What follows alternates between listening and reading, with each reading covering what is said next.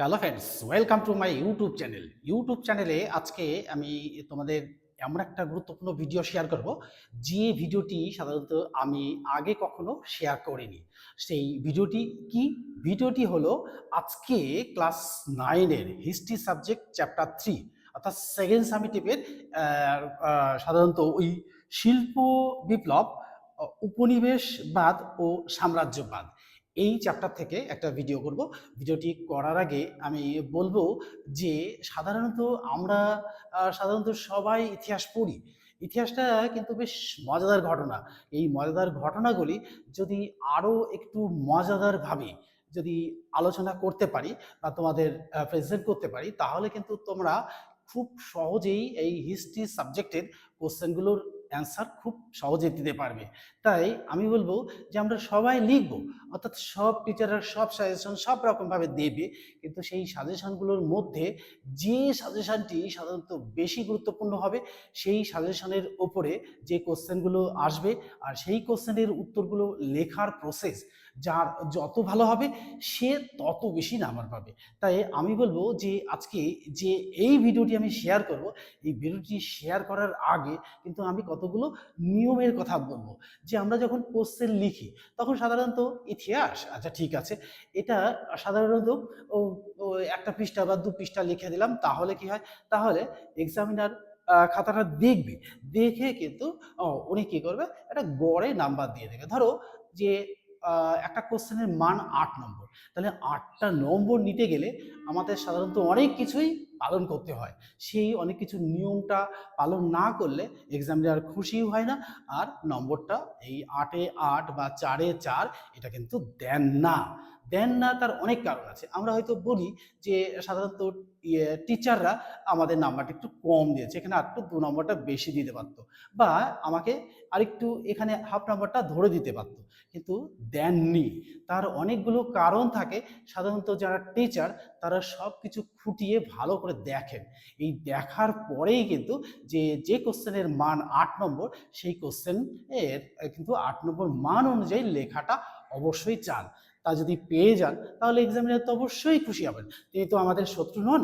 তাই আমি বলবো যে এই প্রশ্নগুলো লেখার আগে কতগুলো নিয়ম, সেই নিয়মের উপরে বেস করেই কিন্তু আমার আজকে ভিডিওটি।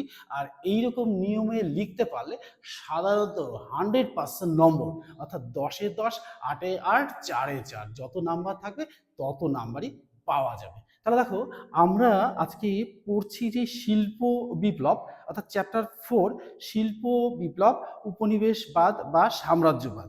এই শিল্প বিপ্লব সাধারণত কি? এই শিল্প বিপ্লব হলো শিল্পের ক্ষেত্রে নবজাগরণ। তো এই চ্যাপ্টারটা সাধারণত আমাদের অন্তত 2টো ভিডিও বা 3টে ভিডিও লাগবে। তো আজকে আমি সাধারণত ওই 8 নম্বরের কোশ্চেনের অ্যান্সার কিভাবে লিখতে হবে বা 4 নম্বর এর কোশ্চেনের অ্যান্সার কিভাবে লিখতে হবে সেই কোশ্চেনগুলোর কিন্তু আলোচনা করব। তাই আর এর সাথে সাথে 3 নম্বর কোশ্চেনটাও একটু আলোচনা করব। আর এরই সাথে সাথে কিছু গুরুত্বপূর্ণ ছোট প্রশ্ন, অর্থাৎ 1 নম্বরের প্রশ্ন, অর্থাৎ এমসিকিউ, এই কোশ্চেনগুলো থেকে কিন্তু পুরো নম্বরই পাওয়া যায়, সেটাও আলোচনা করব। কিন্তু এখন আমার মনে হচ্ছে যে এই ভিডিওটা শেয়ার করলে তোমরা কিন্তু ভীষণ উপকৃত হয়ে যাবে। তো দেখো, এই বোর্ডটা দেখে মনে হচ্ছে যে এত কিছু, কি ব্যাপার এই বোর্ডটার মধ্যে এত কিছু কি, যে এখানে অত কিছু লেখা, এখানে একটা ছবি, এখানে একটা কি যেন দেওয়া, এই কি যেন ব্যাপারগুলো নিয়েই কিন্তু আমাদের আলোচনা আমি এবার শুরু করছি। দেখো দেখো subject history class 9 chapter 4 part 1, এই পার্ট 1টা আজকে আলোচনা করব। তো এই চ্যাপ্টারের মধ্যে সাধারণত আমরা এই ওয়েস্ট বেঙ্গল গভর্নমেন্ট স্বীকৃত বই এটা, হ্যাঁ, এই বইটার এই চ্যাপ্টার 4 পড়তে গেলেই শিল্প বিপ্লব বা উপনিবেশবাদ ও সাম্রাজ্যবাদ এটা পড়তে গেলেই প্রথম কোশ্চেনটা আসে এখানে, সবচেয়ে বড় কোশ্চেন, যেটা হচ্ছে ইংল্যান্ডে সর্বপ্রথম শিল্প বিপ্লব হওয়ার কারণ কি ছিল, অর্থাৎ ইংল্যান্ডে শিল্প বিপ্লব কেন আগে হয়েছিল আর কেন হয়েছিল, এইটারই উপরে কিন্তু বড় কোশ্চেনটা আমি আলোচনা করব। তো কিভাবে করব? তো আমরা যখন কোশ্চেন লিখি তখন সাদামাটা ভাবে সাধারণত কোশ্চেন লিখে ফেলি। আর এই সাদামাটাভাবে কোশ্চেন লিখলে টিচারও সাদামাটাভাবে ওই 8 নম্বর থাকলে 4 নম্বর কি 5 নম্বর কি 3 নম্বর দিয়ে মানে ছেড়ে দেন। কারণ হচ্ছে সেই দোষটা সাধারণত আমরা স্টুডেন্টরা কখনো করে ফেলি। এই ভুলটা যাতে না হয় সেই জন্যই আজকে এই ভিডিও। তো দেখো, আমি লিখেছি ইংল্যান্ডের সর্বপ্রথম শিল্প বিপ্লব হওয়ার কারণ কি। এখানে আমি কতগুলো কারণ দর্শেছি, আর এখানে লিখেছি 100%, অর্থাৎ 100% নম্বরটা এখান থেকে আমি আর্ন করবই। তো 1 নম্বর হচ্ছে প্রাকৃতিক সম্পদ, 2 নম্বর দেখো প্রযুক্তিগত উদ্ভাবন, 3 নম্বর অর্থনৈতিক অবস্থা, 4 নম্বর শ্রমিক সরবরাহ, 5 নম্বর কৃষি বিপ্লব, 6 নম্বর শিল্প অর্থাৎ বিশ্বব্যাপী বাজার, আর 7 নম্বর উন্নত পরিবহন, 8 নম্বর অনুকূল পরিবেশ, শেষে উপসংহার। এইটুকু আমি আজকে আলোচনা করব, তারপরে পরেরটা পরে আলোচনা করছি। এবার আমাদের প্রশ্নটা হচ্ছে যে ইংল্যান্ডে সর্বপ্রথম শিল্প বিপ্লব হওয়ার কারণটা কি। তা আমি এখানে লিখবো ইংল্যান্ডে সর্বপ্রথম শিল্প, অর্থাৎ শিল্প লিখবো ইংল্যান্ডে হর্ষই অনেশ্বর লয়জ ফলা আকার মধ্য নয় ডয়কেন। ইংল্যান্ডে শিল্প শিল্প শিল্প বিপ্লব বয়সী পয়লয় বিপ্লব, এটা লিখে রাখলাম আমরা হেডিংয়ে। এইটা যদি আমরা খাতার প্রথমেই লিখতে পারি, তারপরে দেখো এখানে যে কারণগুলো আমি দর্শেছি সেই কারণগুলোর মধ্যে এখানে লিখে দিলাম কারণ, কয় আকার র দন্তন্য কারণ। তারপরে দেখো আমি পর পর লিখবো, এদিক থেকেও লিখতে পারি এদিকে, আবার এদিক থেকেও লিখতে পারি এদিকে। দেখো 1 নম্বর প্রযুক্তিগত উদ্ভাবন, তাহলে প্রযুক্তিগত উদ্ভাবন হস্যু দয় ভয়াকার ব দন্তন উদ্ভাবন। 2 নম্বর দেখো প্রাকৃতিক সম্পদ,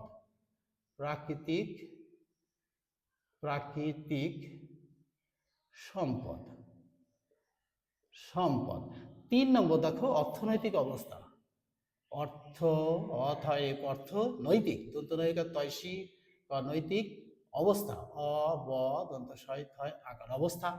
4 নম্বর শ্রমিক সরবরাহ, শ্রমিক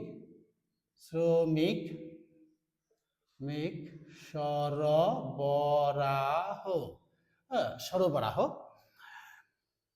5 নম্বর কৃষি বিপ্লব,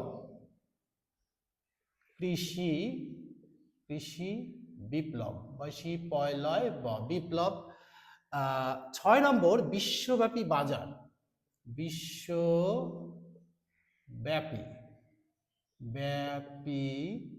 বাজার, বাজার।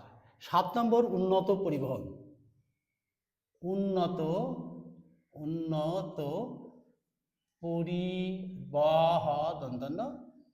বহন। আর 8 নম্বর অনুকূল পরিবেশ, অনুকূল অনুকূল পেশ। এবার এখানে দেখো একটা থাকলো, এখানে রেখেছি, এখানে থাকবে এই 9 নম্বরটা, অর্থাৎ উপসংহার।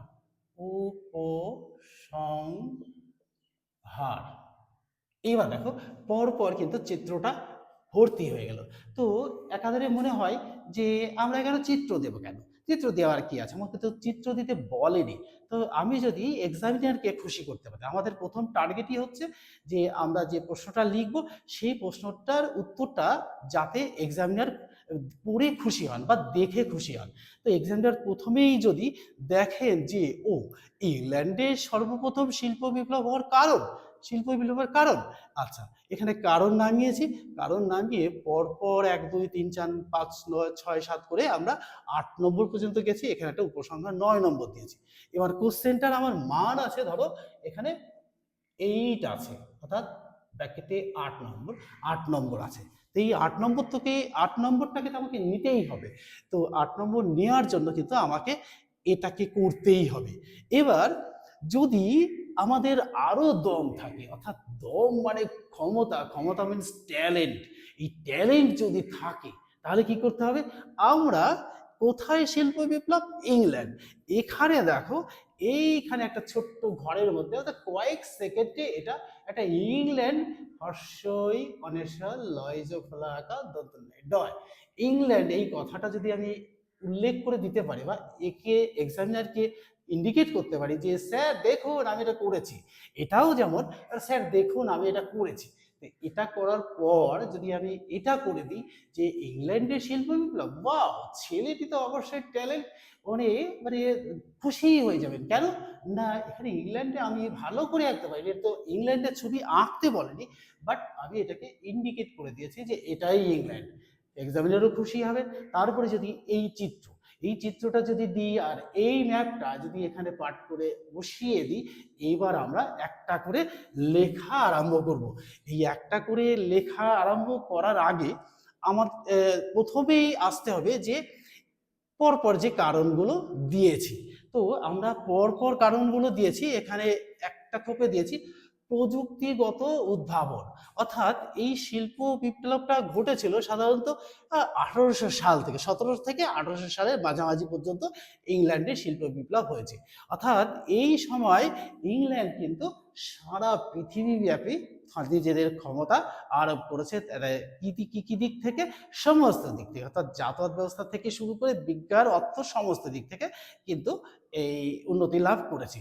সেই জন্য তাদের এই প্রযুক্তি অর্থাৎ এই প্রযুক্তিগত উদ্ভাবন, অর্থাৎ তারা বিভিন্ন রকম যন্ত্রাংশ তৈরি করছে, যন্ত্রাংশ তৈরি করে সেই যন্ত্রাংশের সাহায্যে শিল্পের ক্ষেত্রে লাগিয়েছে। তাতে কি হয়, যদি শিল্প ক্ষেত্র তৈরি করতে গেলে উন্নত প্রযুক্তি অবশ্যই দরকার আছে। এর উপরে যদি দুটো লাইন লিখে দিই তাহলে আমার কিন্তু এই পয়েন্টসটা কিন্তু শেষ হয়ে যাবে। তারপরে দেখো আমি লিখেছি যে প্রাকৃতিক সম্পদ, তাহলে শিল্প উৎপাদন করতে গেলে অর্থাৎ শিল্প কারখানা তৈরি করতে গেলে তার কিছু জিনিস লাগে। প্রাকৃতিক সম্পদ দেখো কয়লা, লোহা, এই কয়লা আর লোহা যদি থাকে প্রচুর পরিমাণে কোনো দেশে থাকে, সেই দেশে এই শিল্প কারখানা তুলতে গেলে কিন্তু খুব সুবিধা হয়, কারণ শিল্প করতে গেলেই কয়লা লাগে তাপশক্তি উৎপাদন করার জন্য, আর কি হলো লোহা লাগে। তাহলে লোহার তৈরি যন্ত্রাংশ, লোহার তৈরি লোহার তৈরি কারখানাটা তাহলে কি হবে, লোহার ফ্রেমে তৈরি করলে সেই কারখানাটা অনেকদিন চলবে আর সেটা মজবুত হবে। তাহলে লোহা এর কাঁচামাল হিসাবেই ব্যবহার হয়, কয়লা কাঁচামাল হিসাবেই ব্যবহার হতো। এই সম্পদগুলো থাকলে সাধারণত শিল্পক্ষেত্রে অনেক উন্নতি লাভ করে। সেই জন্য ইংল্যান্ডে কিন্তু এই শিল্প বিপ্লব হয়েছিল। 3 নম্বর দেখো অর্থনৈতিক অবস্থা। এই অর্থনৈতিক অবস্থা ইংল্যান্ডের কিন্তু সেই 1700 সাল থেকেই কিন্তু উন্নতির চরম শিখরে রয়েছে। তাহলে সমস্ত পৃথিবীতে যত দেশ আছে সেই দেশের থেকে ইংল্যান্ডে কিন্তু অর্থনৈতিক অবস্থাটা ভীষণই ভালো। তাই শিল্প কারখানা তৈরি করতে গেলে অর্থ প্রচুর পরিমাণে লাগে, এত পরিমাণ অর্থ লাগে যে অর্থটা সাধারণত ইংল্যান্ডের ছিল, এবং তারা যেভাবে কোনো আগ্রাসন নীতি হোক, কোনো দেশের ওপর থেকে আরব শক্তি ক্ষমতা প্রয়োগ করে যদি অর্থটা উপার্জন করে তা হোক, তারা ইংল্যান্ড কিছু কিছু ক্ষেত্রে কিন্তু তাই করেছে, আমরা কিন্তু ইতিহাসে পড়েছি। তো সেই থেকেই সাধারণত ইংল্যান্ডের শিল্প বিপ্লব উন্নতি লাভ করেছে।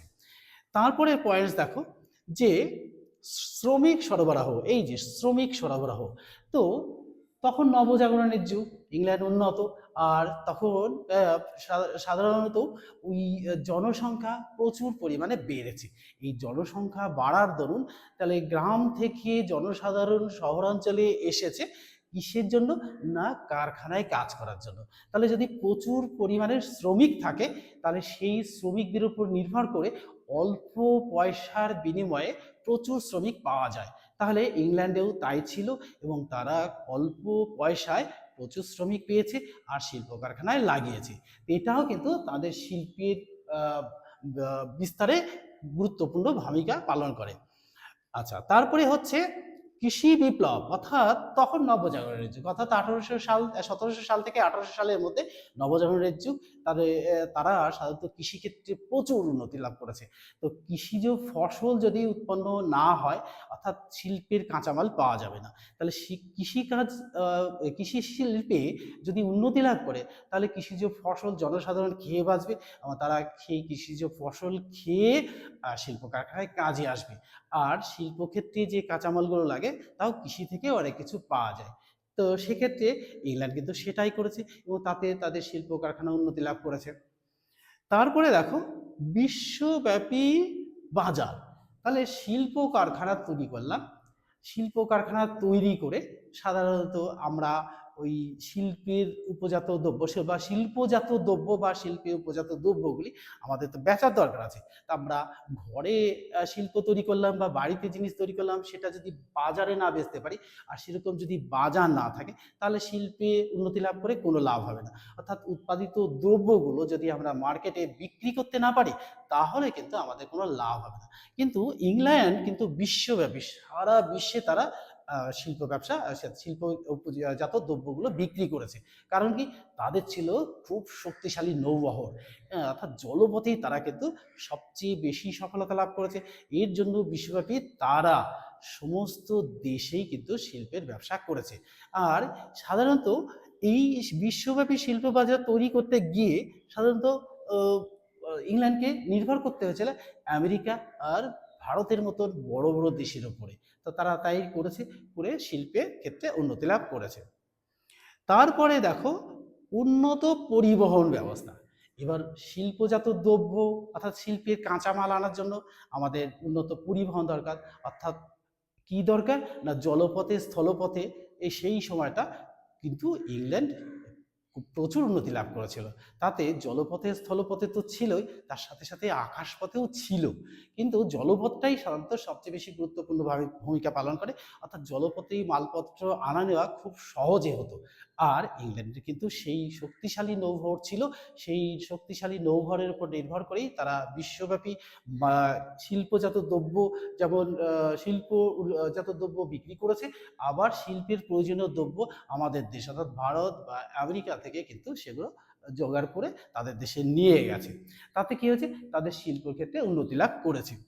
এবার দেখো, এই শিল্প কারখানা তৈরি করতে গেলে একটা অনুকূল পরিবেশ দরকার। তো অনুকূল পরিবেশ, ধরো আমরা একটা বাড়ি তৈরি করছি, বাড়ি তৈরি করতে গেলে যদি আমাদের চারিদিকে জল থাকে, জলের মধ্যে তার বাড়ি করা যায় না। কোনো একটা ছোট উঁচু জায়গায় সেখানে বাড়ি করলাম, বর্ষাকাল আসলো কিন্তু আমাদের কি হলো, বাড়িটা জলে ডুবে গেল। তো শিল্প কারখানা তৈরি করতে গেলে প্রচুর সমতল জায়গা দরকার আছে।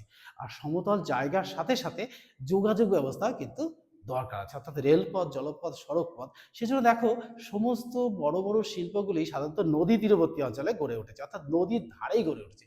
কেন না, নদীর ধারের শহর, নদীর ধারে শিল্প কারখানা। কেন না, জলপথে মালপত্র পরিবহন খুব সুবিধাজনক। এই জন্য শিল্প কারখানা তৈরি করতে গেলে অনুকূল পরিবেশ কিন্তু অবশ্যই দরকার।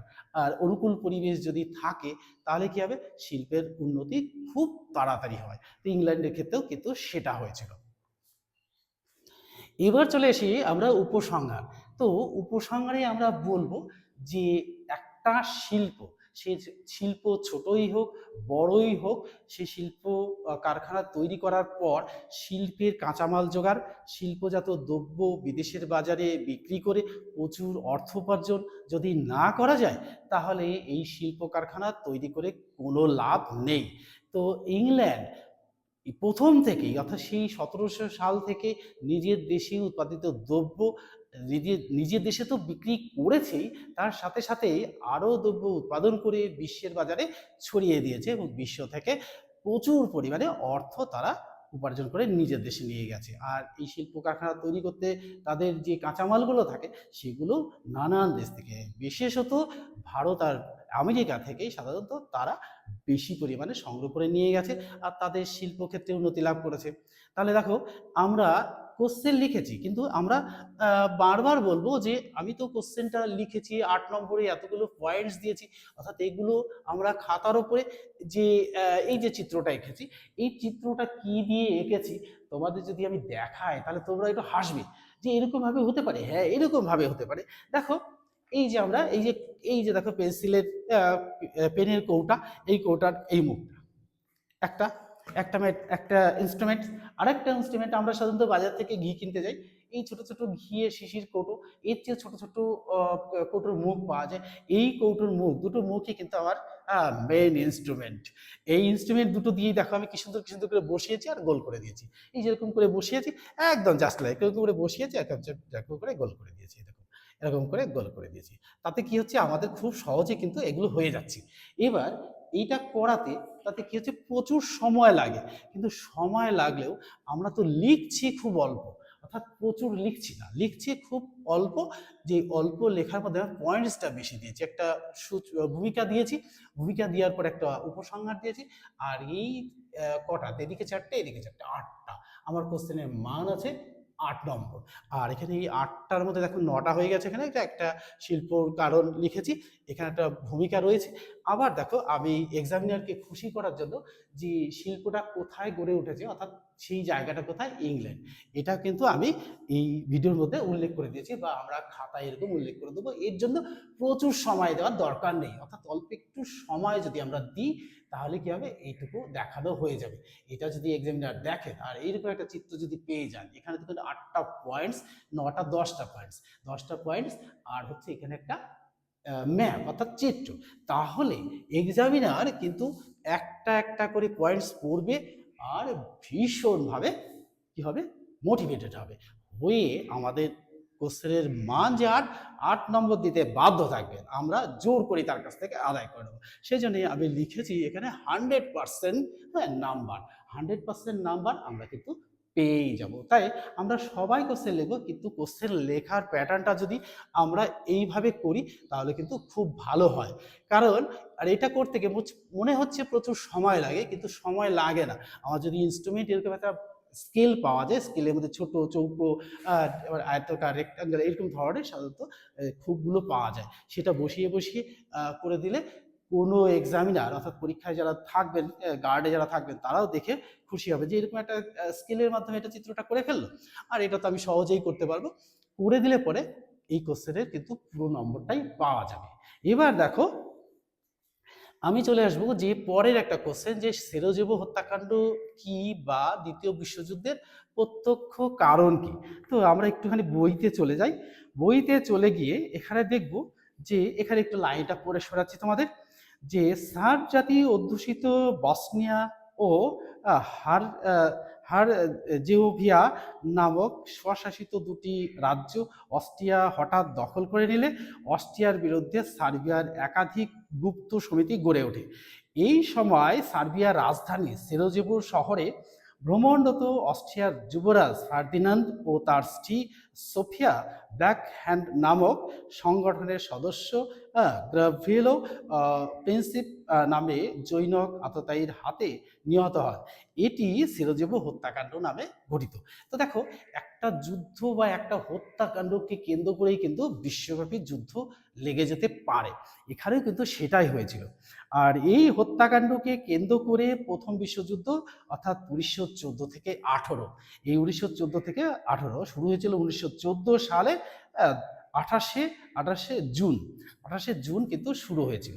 এবার এই সেরোজেভো হত্যাকাণ্ড সম্পর্কে আরেকটুখানি লেখা আছে আমাদের বইতে। দেখো এই বইটাতে, অর্থাৎ ইতিহাস ও পরিবেশ ছায়া প্রকাশনী, জি.কে. পাহাড়ি ও ডক্টর সুভাষ বিশ্বাস, এই বইয়েরই, এই রাইটারের বইয়েই দেখো পেজ হচ্ছে 90, অর্থাৎ এই 90 পেজে, অর্থাৎ 90 পেজেই কিন্তু এর উত্তরটা লেখা আছে।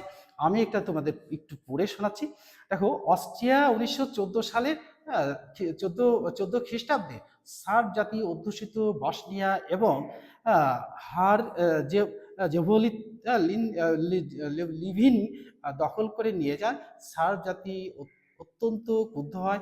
তারা এই মুক্ত হওয়ার জন্য, হ্যাঁ, 20 শতকের শুরুতে এই বসনিয়ার বন্ধু বহু গোপন সন্ত্রাসবাদী গুপ্ত সমিতি গড়ে তোলেন। এখানে এই গড়ে তোলার ক্ষেত্রে তাতে কি হয়েছিল, তারা সাধারণত এই অস্ট্রিয়ার যুবরাজ ফার্দিনান্দ ও তার স্ত্রী সোফিয়া বসনিয়ার রাজধানী সেরোজেভোয় পরিদর্শনে আসলে তাকে গুলি করে হত্যা করে। তো এখান থেকেই কিন্তু সেই দ্বিতীয় বিশ্বযুদ্ধের শুরু। তো তোমরা অবশ্যই এখান থেকে এইটুকু, অর্থাৎ এই 90 পাতার এই প্যাসেজটুকু যদি এখানে লিখে দিতে পারো তাহলে কিন্তু খুব সহজেই এখান থেকে নম্বরটা পেয়ে যাবে। আবার যদি আমি বলি যে এই ইংল্যান্ডের শিল্প বিপ্লব, এটা তো 8 নম্বর মানের কোশ্চেন, ইংল্যান্ডে প্রথম শিল্প বিপ্লব হওয়ার কারণ কি ছিল, এখানে এর এর এর উপরে বেস করে 4টি কারণ লেখো। তাহলে একটা, দুটো, তিনটে, চারটে, তা আমরা শুরুতে লিখবো আর উপসংহারে লিখবো। আর সাধারণত কয়েকটা এখান থেকে ধরো আমরা প্রাকৃতিক সম্পদ, অর্থনৈতিক অবস্থা, শ্রমিক সরবরাহ আর বিশ্বব্যাপী বাজার। এই 4টে পয়েন্ট লিখলে পরে আমাদের কিন্তু 4 নম্বরের কোশ্চেনের উত্তর হয়ে যাবে। তো আলাদা করে আমরা 4 নম্বর কোশ্চেন এরকমভাবে লিখবো না, আমরা এখানের এর উপরে বেস করেই সাধারণত সেই 4 নম্বরের কোশ্চেনের উত্তরটা লিখে ফেলবো। এবার দেখো এই চ্যাপ্টার থেকে আমি কতগুলো বাছাই কোশ্চেন সিলেক্ট করে রেখেছি। সেই বাছাই কোশ্চেনগুলো হলো এখানে আমি শেয়ার করেছি।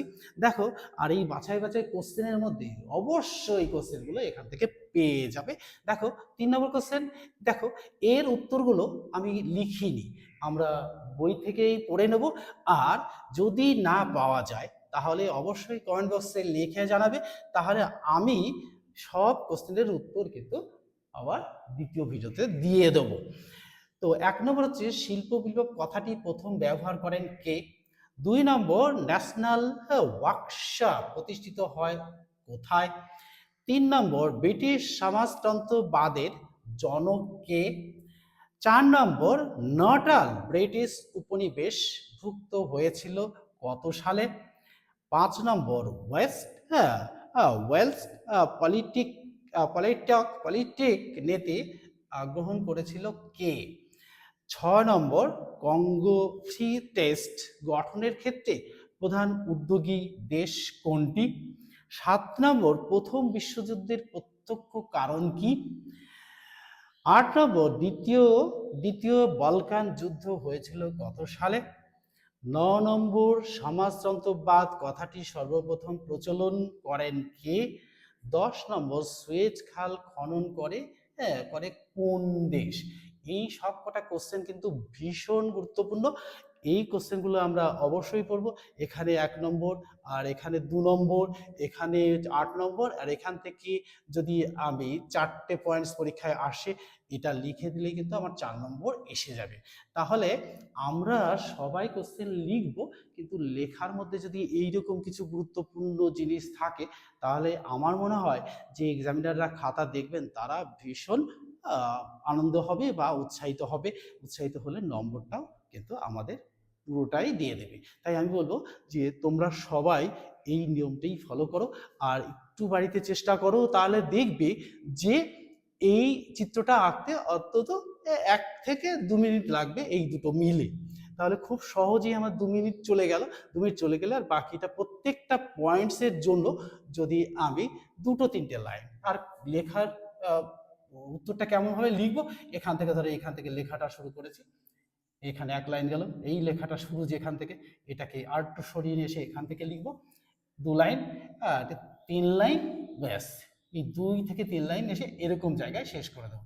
তো এখানে শুরু আর এখানে শেষ, এই প্রত্যেকটা পয়েন্টসের জন্য যদি 2টো করে বা 2.5টা করে লাইন লিখি, তাহলে কিন্তু আমার অল্প সময়ের মধ্যেই প্রশ্নটার উত্তর দেওয়া শেষ হয়ে যাবে। তাহলে এই ভিডিওটি তোমাদের কেমন লাগলো তা অবশ্যই কমেন্ট বক্সে জানাবে, আর একটা করে লাইক দিয়ে দেবে।